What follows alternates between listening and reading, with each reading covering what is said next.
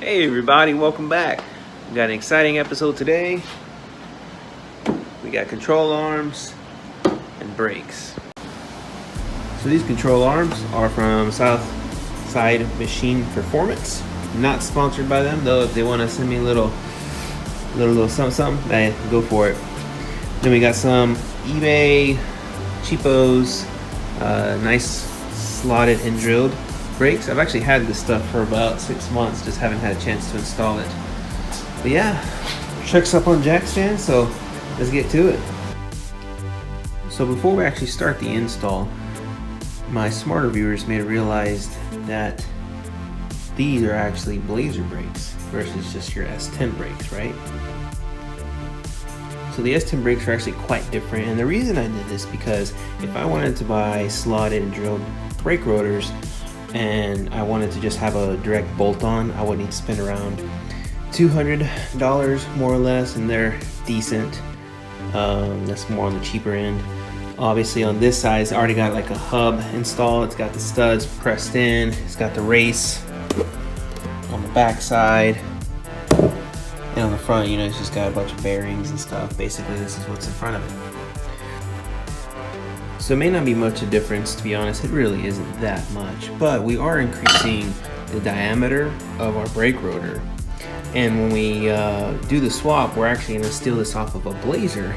And the Blazer actually has a double piston caliper versus the S10s only have a single piston caliper. So as an example, here is my brake pad, and this is actually what's left of it, which is partially the reason I'm changing the brakes is because this stuff is super old. You can see the size here versus the new size that's going to get on there. We're not really that much of a difference, but you do have more stopping power overall. And when you go from single piston to dual piston on your brake rotor, it makes a significant difference in stopping, or at least that's what I'm told. So yeah, I'm pretty excited about this. Obviously, enough talking, to the junkyard. Alright, here's our donor car. It's actually not looking bad at all. I don't know why it's in here, but here's where we're hunting. If you happen to do the 4x4 Blazer, you gotta make sure you need a 36 axle nut and an impact.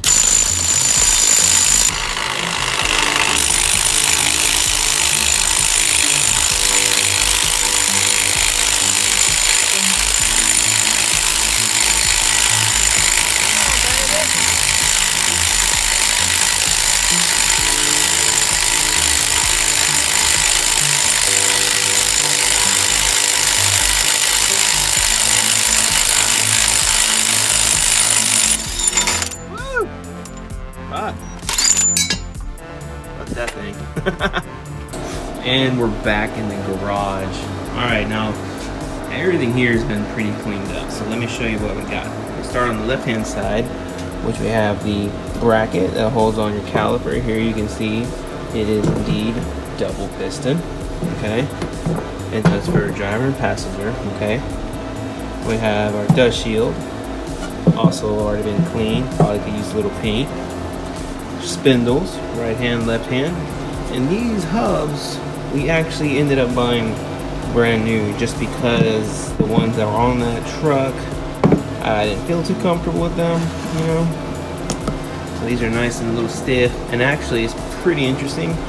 And I'm gonna freeze the pictures here in a second, but this hub is actually wider than this hole in the spindle, and it doesn't fit. So I actually went to O'Reilly's and I got the 2-wheel drive and the 4-wheel drive hub, which, see, you can tell this is obviously 2-wheel drive because there's no splines in there for the CV joint, and it measured just a little bit bigger. Regardless though, we can't be having this kind of old school stuff on there, so we're gonna give these actually a nice good coat of paint. Alright, so at this point we've already gone ahead and we originally degreased all these parts like twice when I first got them, and then one more time I used some just, you know, traditional brake cleaner. Damn school buses here. And we just did that to get as clean as possible. Obviously, it's never going to be perfect, especially something that's, I don't know, 20 years old or whatever. But let me show you a little trick. We are painting on a black surface, okay? Which means I want to paint these red. Now, when we paint these red, unless we put a shit ton of coats of that on there, it's really not going to pop out as much as you think it would. And even then, it won't look as good. But here's a little trick. You take some white, coat it with white first to lighten up the background, and then you spray your red on there.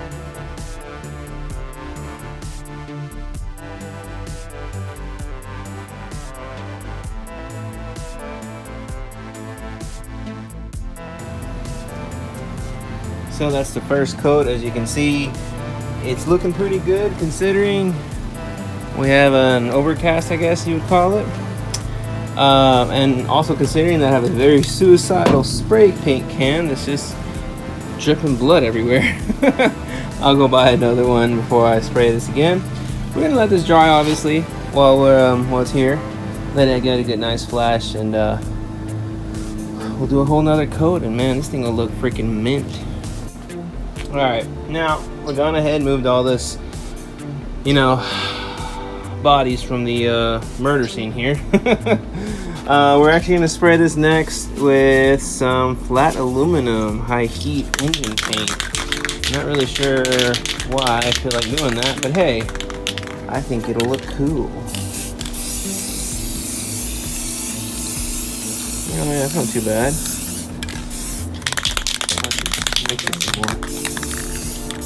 Oh man, I need new spray cans. I have a bunch of old stuff in there. I probably shouldn't stop. Probably should stop using.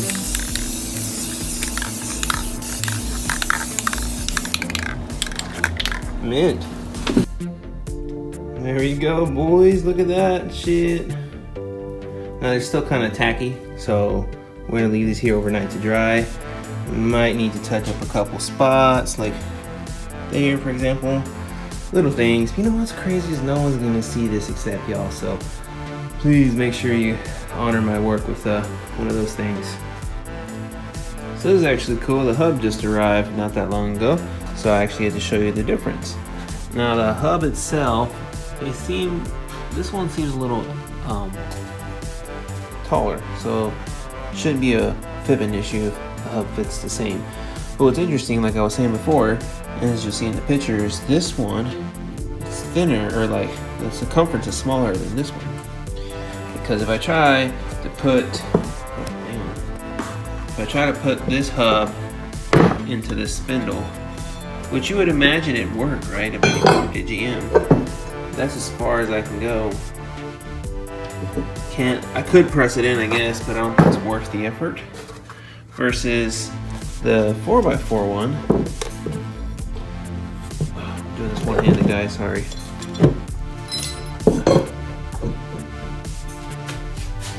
See? It's pretty good. The only thing that's kind of sticking up is that little O-ring, and even then the dust shield has to go behind it. So it's just something really interesting. I didn't know that when I originally bought it, so yeah.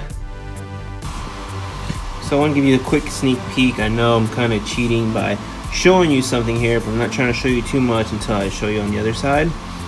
The spindle for this truck, the four-wheel drive spindle, does not work for two-wheel drive. It will bolt up to literally just about everything except down here at the bottom, which is kind of hard to show you. But if you look at this ball joint, you can see how it's smaller down here, but then it tapers larger here. Same down here, right? You have smaller threads and then it tapers down here. And the way this is designed is the ball joint is supposed to go from the top and then bolts up at the bottom for the bottom ball joint, and this one doesn't do that. So I actually have to return this and get the right one, which is the two-wheel drive, not the four-wheel drive. So here we are back with all our parts. I don't think I showed this before, but these are actually the correct spindles for the two-wheel drive. Okay. All right, let's start the disassembly process on this. Step one is we have to remove this brake caliper. So on the back of this caliper, you have two Allen bolts.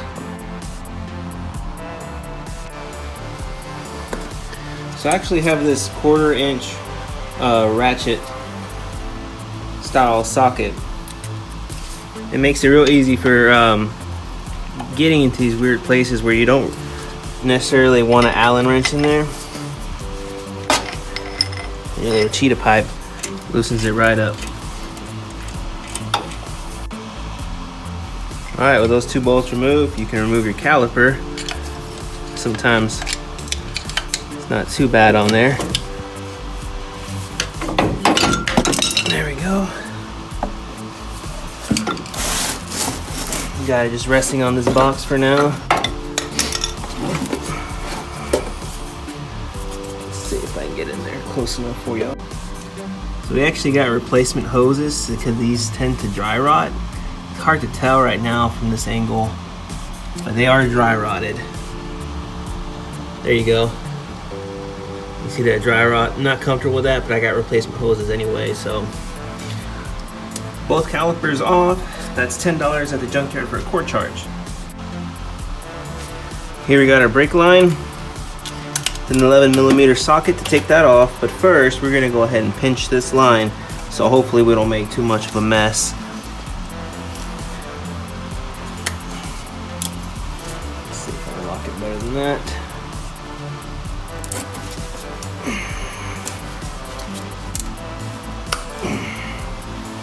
Not sure if that's gonna do much. Probably not.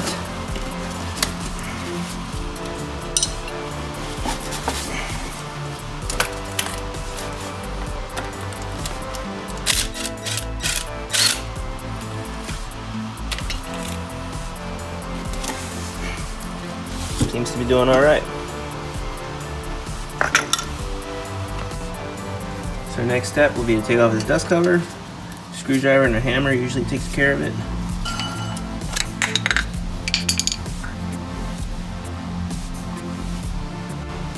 Alright, next thing you want to do is take some pliers and straighten out this cotter pin right here.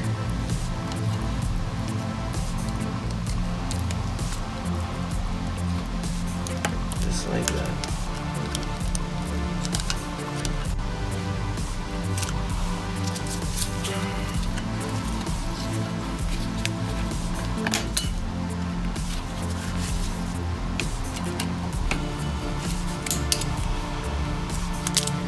With that, your crown nut should be tight most of the times, but looks like mine have been riding loose for a while.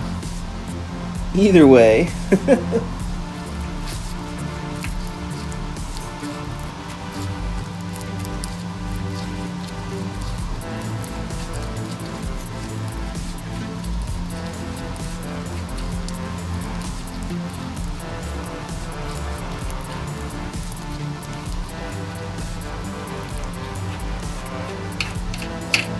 Alright, with our crown nut off, we can slide our rotor forward and go ahead and pull out the gear and everything that comes with it. So I got a 22mm socket for the lower ball joint.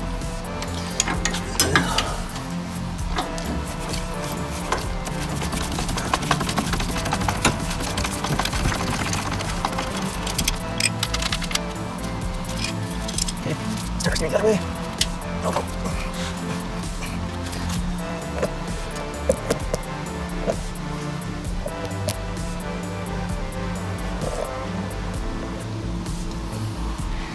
Alright, here's another cotter pin we gotta take off. Alright, this one ends up being a 17mm.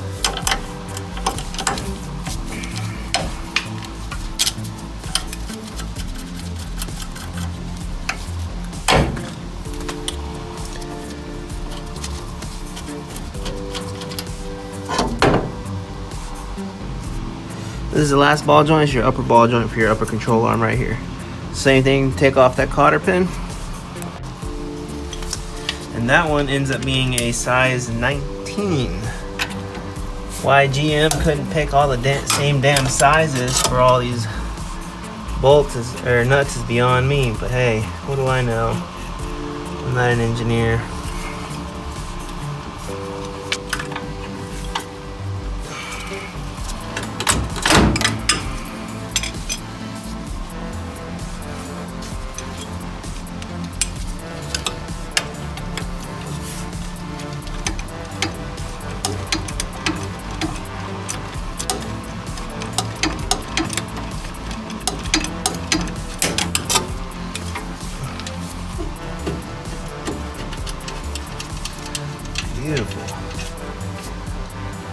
Okay.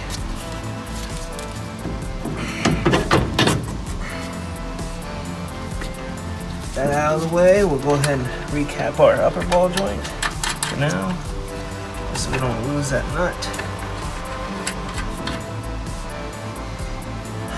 Alright, I left the lower ball joint in for now because we have one more step, and that is removing the ABS sensor. ABS sensor is a plug that sits closer to the top right here. Simple unplug, just like that. The geniuses though, at GM, once again, put a bolt and a nut, which means you have to put a 13mm wrench on the backhand side and then the socket on this side. Wrong way.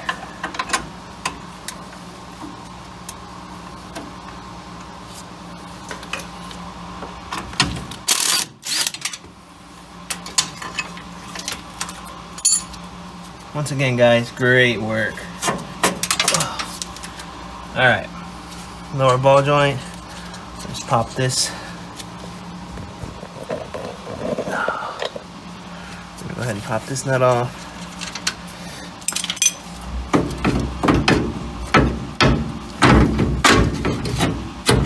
Come on, baby. Get off of there. Alright.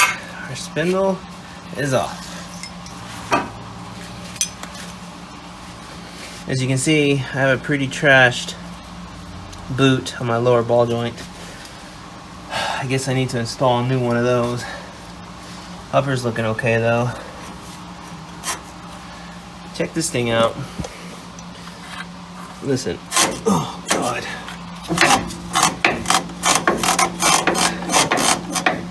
It's hitting. There's no, yeah, that's crazy. So there's no gasket on that side. And the gasket that's here. Man, that reminds me of a song.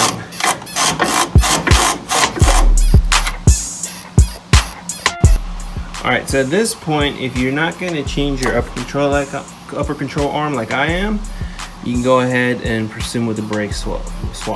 But I'm not done here, so oh God. Okay, over here, hard to tell or distinguish, there is a bolt head right there, and as well as right there. The downside of changing out these damn control arms is that there it is, the nut is all the way over there, and this one here. So basically, long story short, undo those nuts. Now once those are undone, I'll show you a trick on how to remove this completely. Alright, so for your control arms, now we're looking at it from the engine bay, obviously. What you want to look at first is how many shims you have. Okay, looks like I have 3, maybe 4. Let's see.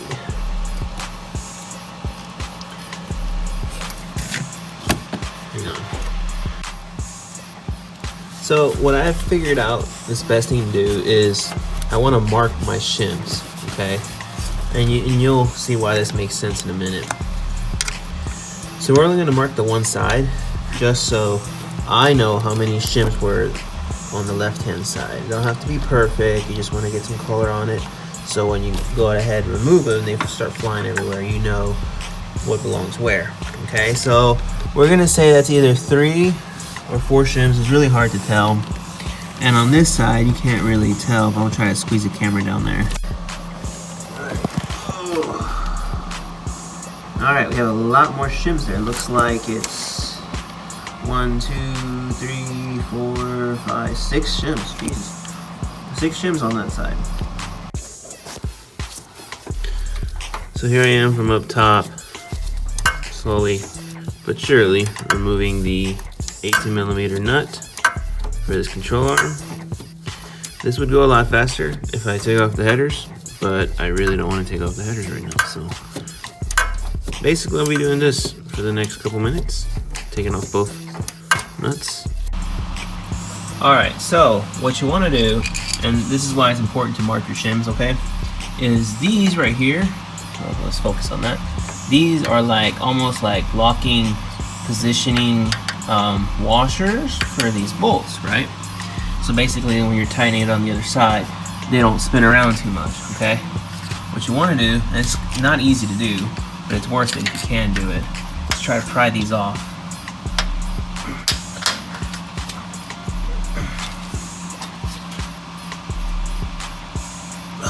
Really hard to do, and it takes some time to do. Let me go ahead and pop these off, and I'll be using basically the method you see here, a screwdriver, or maybe I'll get a smaller crowbar to fit in through here, okay? Alright, here's what they look like. We may have managed to pull them off just using a little better tool. Here we have like a crowbar. I had to use this one closer to the door side, and then for the other side, just because I have more leverage, I used a larger crowbar. So these definitely help. Alright, now that both nuts are out, we are gently going to pry the the control arm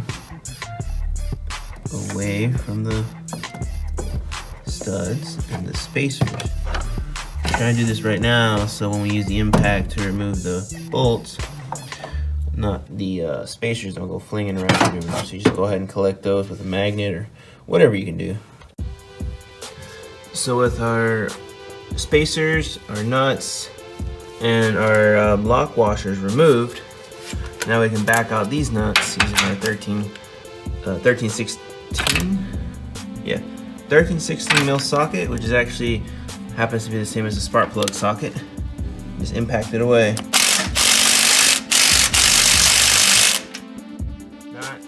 You gotta like heat it up, take your time with it, but it'll come off.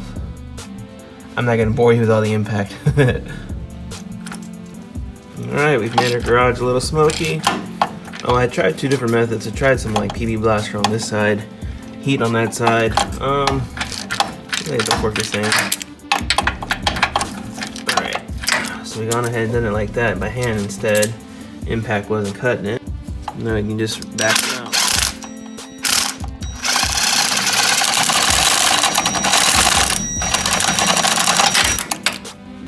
Little by little.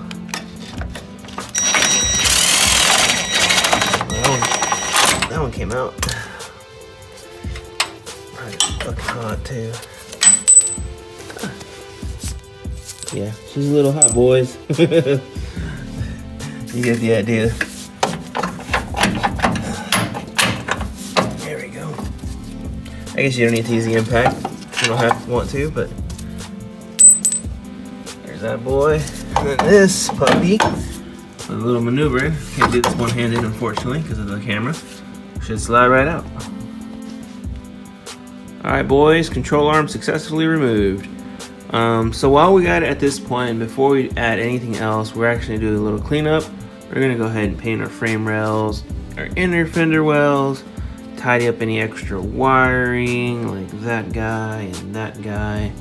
And you can just go ahead and clean this up, degrease it, make it look nice and pretty. So, it's for the reveal. And there we go, boys. Everything's been painted, cleaned, all prettied up, wires tucked, all that good nonsense. So, before we move on here, we're gonna go ahead and install our control arm. Yes, sir. All right, so here we have our upper control arm, our old one that we took off, and here is a new one. I just kind of want to give you a quick side-by-side comparison. As you can see, there is a certain orientation that these have to go in.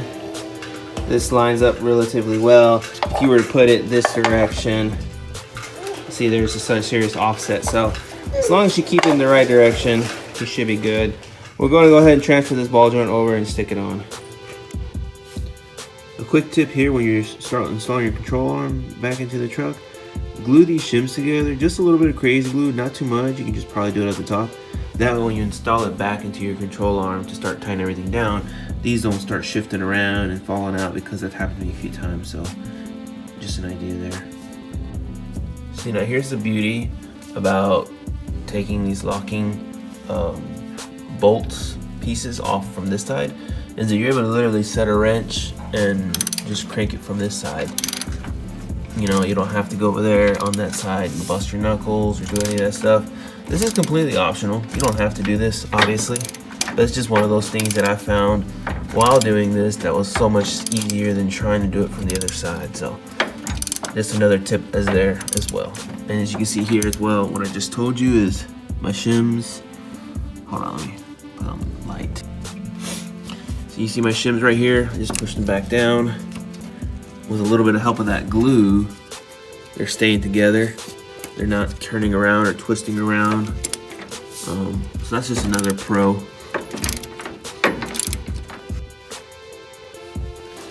Our control arm is successfully installed. You can see our length of travel if anyone's interested there.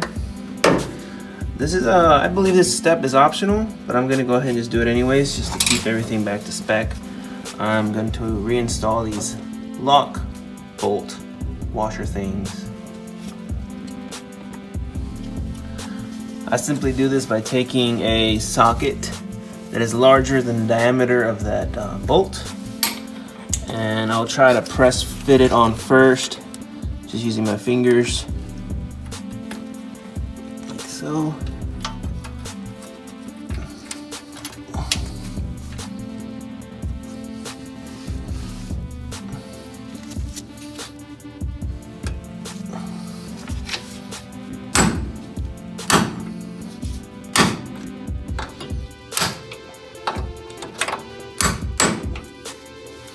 Just like that, folks. Easy peasy. Both sides are done. Alright, so this next part I'm not too excited about just because it's a pain in the ass right now. I want to replace these brake lines, and I have the replacements for sitting off camera here next to me. But I had a lot of trouble on the other side, and I really couldn't take them off, so I ended up buying some line wrenches, and hopefully that does the trick, or flare wrenches I should say. But anyways, step one, remove the C-clamp right here.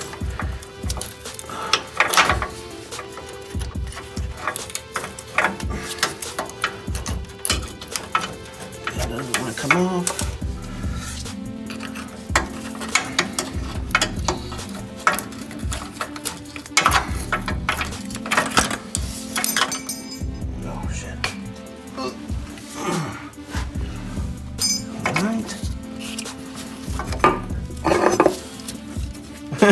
It's actually kind of funny.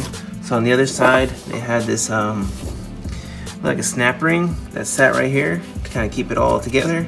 This one's missing, so I have no idea where that went. All right, so this is actually, I've already been soaking this with PB Blaster in hopes that it will marinate nicely, but we'll see. So I'm not going to take any chances with this one in hopes that I can actually get it off. Heat it up.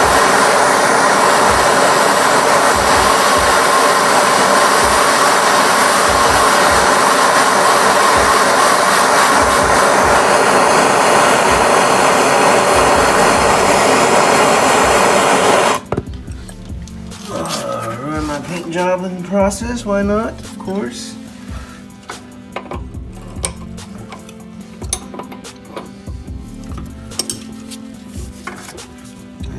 Hopefully it comes off.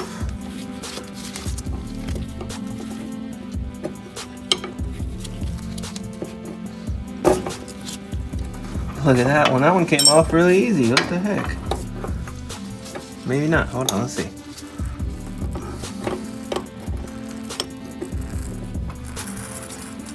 Oh, I hear something bubbling. Good sign though.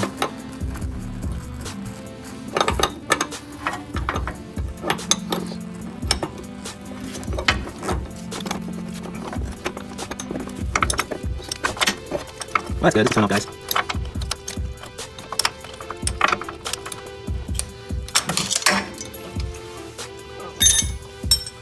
Ow, that's hot.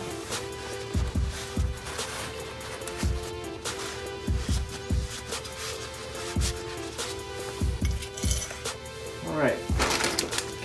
We got our new hose here. There's the part number, some Chinese manufactured, you know, the typical direction we go on this channel is cheap-easium. Doesn't get better than this, huh? Alright.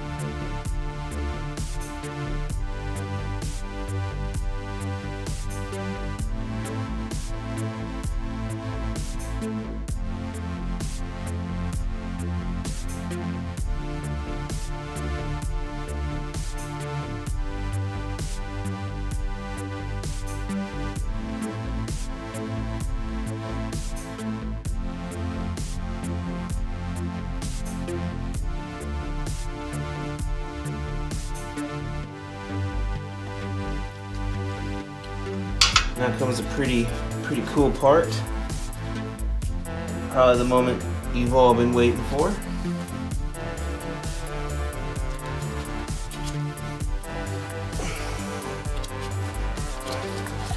Oh fuck, putting this heavy shit on here.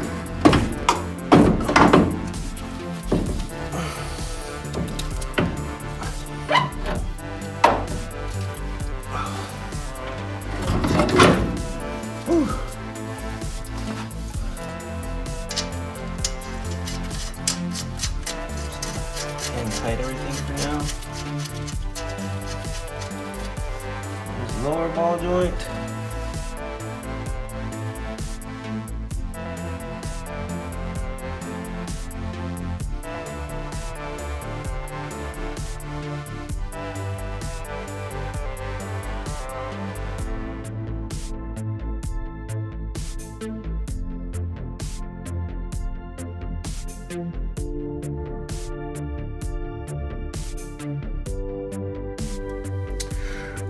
check it out, guys. We are there. Dual piston blazer swap with tubular control arms. At this point, I'm not going to record the rest of this because it's kind of self-explanatory. You just tighten up your ball joints, put your cotter pins through, put all 3 of them in there, and then on this side, obviously, we'll hook up our new brake line right here using the copper crush washers and bleed the brakes here. I don't know right now if I'm going to get different ball joints up here. If I need to get longer ones. It kind of seems like this at first glance, but when I tried it on the other side, it seemed to do relatively well. So if you guys know anything about that, please let me know. And yeah, pretty simple swap. If you got the time, budget wise, it's doable. It's not gonna break the bank. So yeah.